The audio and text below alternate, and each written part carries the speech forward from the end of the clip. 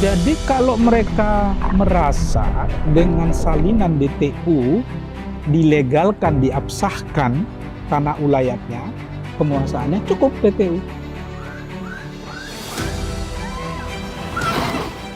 Memang di awal-awal banyak masyarakat yang belum memiliki pemahaman yang utuh kaitannya dengan apa dan bagaimana proses pemetaan ini. Jadi masih trauma mereka, makanya ini mau apa lagi? Nanti tanah kami juga diambil.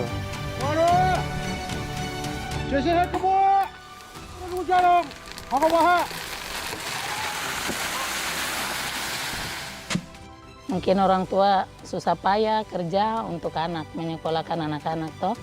Jadi harapan untuk anak-anak ke depan berhasil.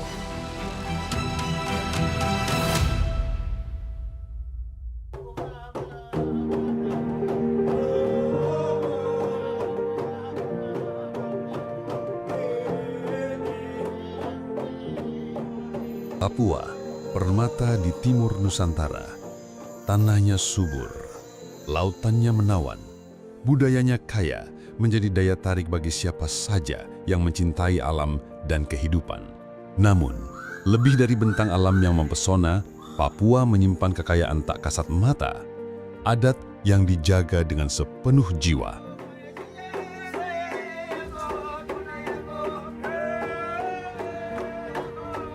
Bagi masyarakat adat Papua, tanah bukan sekedar pijakan. Ia adalah warisan leluhur, ruang hidup, dan identitas yang tak tergantikan.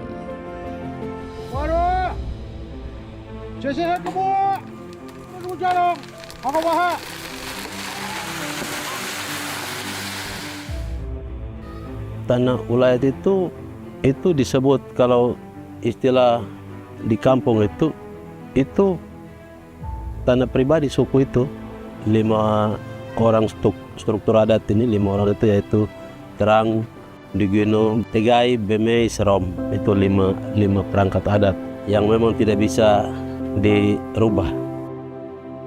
Di Kampung Kesatuan Adat Sawoi, tanah bukan milik perorangan, melainkan milik bersama masyarakat. Marga Sawoi terbentuk dari marga-marga besar.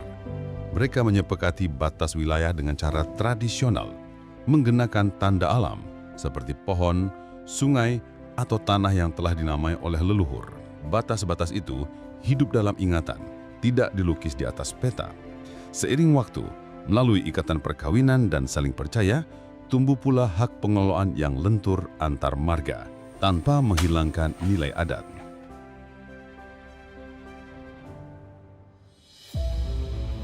Kehidupan masyarakat adat ini sangat erat dan bergantung dengan tanah adat mereka.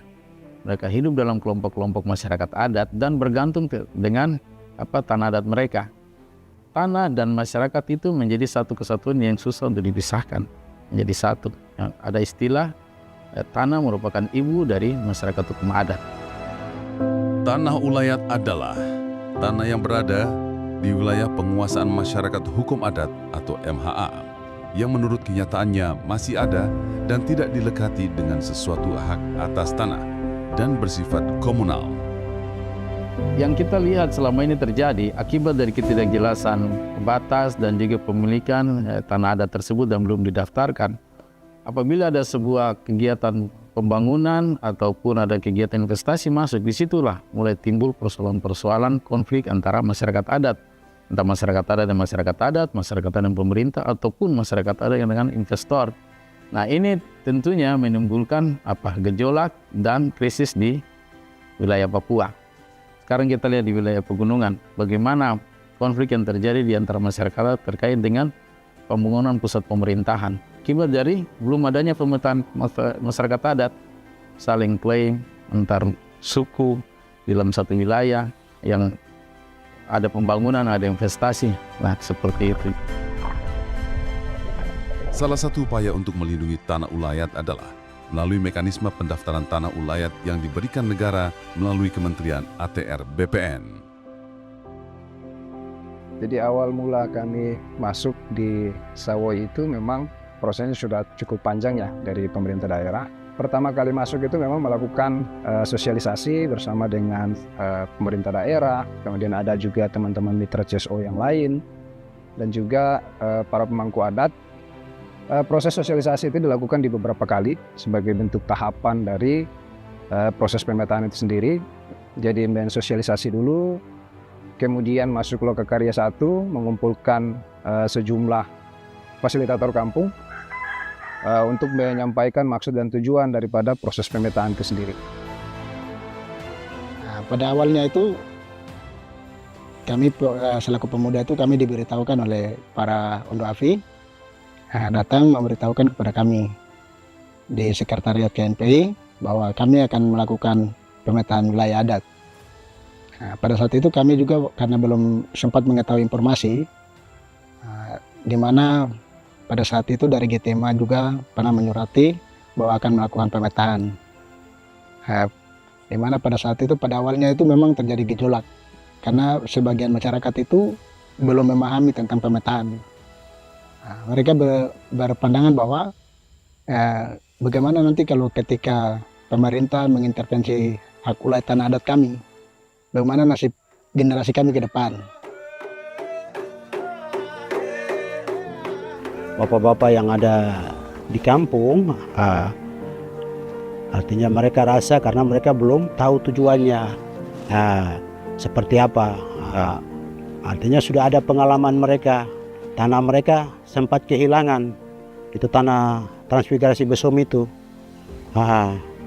Jadi masih trauma mereka, makanya ini mau apa lagi, nanti tanah kami juga diambil. Begitu. Memang di awal-awal banyak masyarakat yang belum memiliki pemahaman yang utuh kaitannya dengan apa dan bagaimana proses pemetaan ini. Karena banyak kasus misalnya banyak juga perusahaan-perusahaan yang mulai masuk, ada juga industri dan segala macam. Jadi masyarakat itu memiliki banyak pertanyaan yang perlu kita jawab. Tahun 2023, masyarakat adat Sawai menandai satu tonggak penting. Tanah ulayat mereka memperoleh sertifikat resmi dari negara melalui skema hak pengelolaan atau HPL. HPL adalah bentuk pengakuan hukum negara terhadap tanah ulayat. Lewat skema ini, masyarakat adat tidak kehilangan tanahnya, justru memperoleh kepastian hukum atas pengelolanya. Mereka tetap menjadi pemegang kendali, tetap dengan cara adat. Hanya kini, pengakuan itu juga sah dalam sistem hukum negara. Jadi Permen 14 ini sebenarnya bukan peraturan menteri yang baru ya, yang dikeluarkan oleh ATR BPN. Sudah dimulai sejak tahun 1999 dan ini adalah permen yang keempat. Nah, keempat permen itu sebenarnya mengatur hal yang sama, yaitu mengenai pengadministrasian tanah-tanah ulayat atau tanah-tanah adat yang ada di Indonesia. Yang harapannya outputnya ya pemerintah, kalangan swasta maupun publik mengetahui di mana saja keberadaan tanah-tanah ulayat itu, dan bagi pemerintah sendiri informasi mengenai keberadaan tanah ulayat itu akan dipertimbangkan dalam pemberian hak atas tanah. Jadi dengan keberadaan tanah ulayat itu harapannya pemerintah tidak lagi serampangan dan sembarangan menerbitkan hak atas tanah yang ternyata adanya di tanah ulayat atau tanah adat. Bagi kalangan swasta ini penting karena mereka juga mendapatkan informasi ya, kalau misalnya mereka mau berinvestasi di satu tempat, di satu lokasi, nah mereka sudah dapat informasi dari awal apakah di lokasi atau daerah itu ada tanah ulayat atau tidak. Kalau mereka tahu di situ ada tanah ulayat, berarti mereka dari awal sudah bisa berpikir, oh saya nanti akan berurusan, berkomunikasi dengan masyarakat hukum adat. Jadi itu kira-kira isi dari permen itu. Perlu kita memahami pemikiran dan budaya masyarakat adat untuk bisa menyatukan dengan aturan-aturan di bidang pertanahan, sehingga masyarakat adat bisa menerima konsep daripada pembuatan sertifikat hak pengelolaan ini. Pertama itu dari dalam masyarakat adat sendiri, yaitu pemahaman mereka tentang konsep sertifikat tanah ulayat ini. Mereka masih berpikiran tentang sertifikat itu bisa dialihkan. Sertifikat itu akan menimbulkan tanggungan pajak seperti itu. Itu yang perlu kita pastikan. Bahwa sertifikat ini memang tidak bisa untuk diperjualbelikan, hanya bisa dikerjasamakan, investasikan seperti itu. Kita harus bisa yakinkan mereka dengan melibatkan berbagai pihak. Karena pada awal kita masuk itu mereka juga menolak, ini mau bikin apa?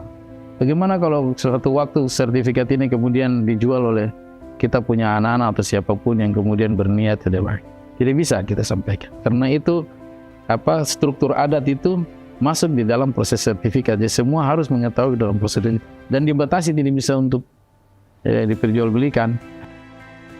Pada saat kita gunakan alat namanya GPS itu untuk garis-garis itu masyarakat ini semua. Itu mobil datang itu langsung semua naik di mobil penuh, bahkan ada yang tidak bisa dimuat lagi, mobilnya penuh, harus mobilnya balik lagi, jemput lagi. Nah, seperti itu. Itu dukungannya itu luar biasa. HPL atau hak pengelolaan membuka peluang, kerjasama ekonomi, perlindungan hukum, hingga penguatan kedudukan masyarakat adat dalam pembangunan. Namun, jalan ini juga memunculkan pertanyaan, apakah masyarakat adat siap menyusun rencana penggunaan lahan sesuai syarat HPL? Akankah adat dan birokrasi bisa berjalan berdampingan? Jadi memang ini ada perdebatan yang cukup panjang sebenarnya, yang merupakan bagian dari proses penyusunan Permen 14. Dari seluruh rangkaian pendaftaran tanah ulayat ya, dari mulai awal sampai akhir diperkenalkan dua opsi, yaitu opsi cukup sampai di daftar tanah ulayat, lengkapnya daftar tanah ulayat umum, ya berhenti sampai di situ. Yang dengan daftar tanah ulayat itu sudah ada informasi mengenai bidang tanah ulayatnya, termasuk informasi siapa masyarakat hukum adat pemiliknya. Di situ tidak keluar sertifikat sebagai tanda bukti hak, yang dikeluarkan adalah salinan DTU menurut Permen 14. Yang kedua adalah opsi sertifikat HPL, hak pengelolaan di atas tanah ulayat. Salah satu faktor yang menyebabkan kenapa pilihannya sertifikat HPL supaya pendaftaran tanah ulayat itu berakhir dengan sertifikat. Mengapa sertifikat? Supaya orang luar nanti yang berminat bermitra dengan masyarakat hukum adat yang lokasi kegiatannya itu di tanah ulayat, mereka punya kepastian. Kenapa HPL yang dipilih? Karena HPL itu hak pengelolaan dianggap satu jenis hak yang itu bisa mencakup kewenangan adat. Karena HPL itu sebenarnya hak menguasai negara, yang pemilik HPL-nya itu seperti memiliki kewenangan seperti negara. Negara memberikan ruang dan juga memberikan proteksi dan juga turut serta dalam program-program perlindungan dan proteksi kehidupan masyarakat adat seperti apa yang tertulis di dalam Undang-Undang Otonomi Khusus, perlindungan, pemberdayaan, proteksi terhadap masyarakat adat. Dengan pemetaan dan pensertifikatan tanah ulayat ini bisa jelas batas-batas masyarakat adat, bisa jelas ruang-ruang mereka, bisa jelas itu di mana tempat-tempat yang mereka bisa usaha untuk hidup, sehingga memperkecil atau mengurangi dampak konflik ataupun dampak-dampak sosial yang timbul di kemudian hari akibat dari ketidakjelasan batas-batas tanah adat. Jadi kalau mereka merasa dengan salinan DTU mereka merasa dilegalkan, diabsahkan tanah ulayatnya, penguasaannya, cukup DTU. Tapi kalau mereka merasa salinan DTU kan bukan tanda bukti hak yang kuat, bukan bukti kepemilikan yang kuat. Terus nanti kalau saya mau bekerja sama dengan pihak ketiga, terus pihak ketiganya menanyakan tanda bukti haknya, kalau saya tunjukkan salinan DTU dengan satu sertifikat, ini bagi masyarakat yang dari awal sudah memikirkan bahwa itu nanti dikerjasamakan ya dengan pihak ketiga. Nah itu mungkin bisa jadi pertimbangan dia kemungkinan akan memilih sertifikat HPL. Argumentasi lainnya karena untuk HPL itu tidak dikenal jangka waktu. Ya tidak seperti hak guna usaha, hak guna bangunan yang berjangka waktu. Jadi sisi positif yang dilihat oleh ATR BPN kalau nanti masyarakat hukum adat mendapatkan HPL dengan sertifikatnya, maka masyarakat hukum adat tidak perlu khawatir.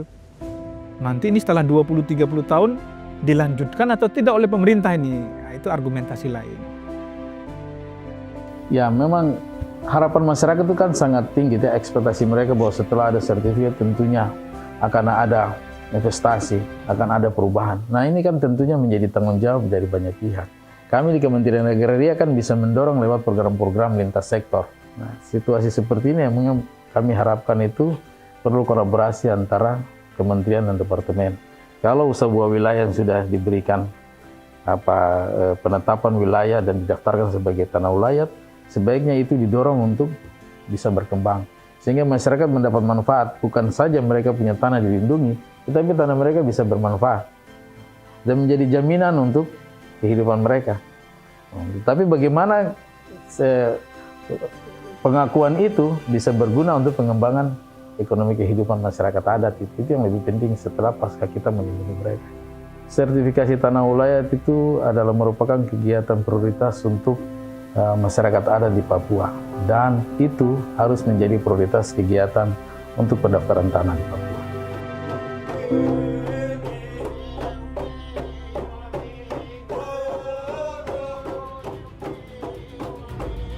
Yang pasti, sertifikasi tanah ulayat melalui HPL adalah awal, bukan akhir. Awal untuk menguji komitmen bersama antara negara dan masyarakat adat agar hukum positif tak menghapus hukum adat, tapi memperkuatnya. Semoga pengakuan ini tidak sekedar formalitas administratif, tapi benar-benar menjadi jembatan menuju masa depan yang adil, di mana tanah adat tetap lestari dan masyarakat adat berdiri tegak di atas tanah yang mereka cintai. Kami di BPN sebagai eksekutor proses penerbitan sertifikat tanah ulayatnya. Tetapi dalam proses pendataan, penelitian, sampai penetapan masyarakat adat, itu menjadi bagian dari porsi departemen yang lain.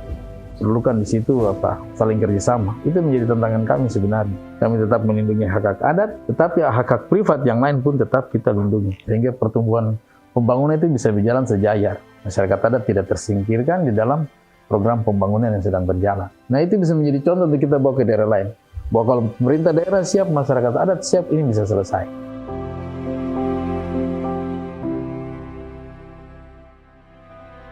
Ya, harapan saya ke depan pemerintah bisa bantu kami untuk mengembangkan penanaman sagu, bibit sagu.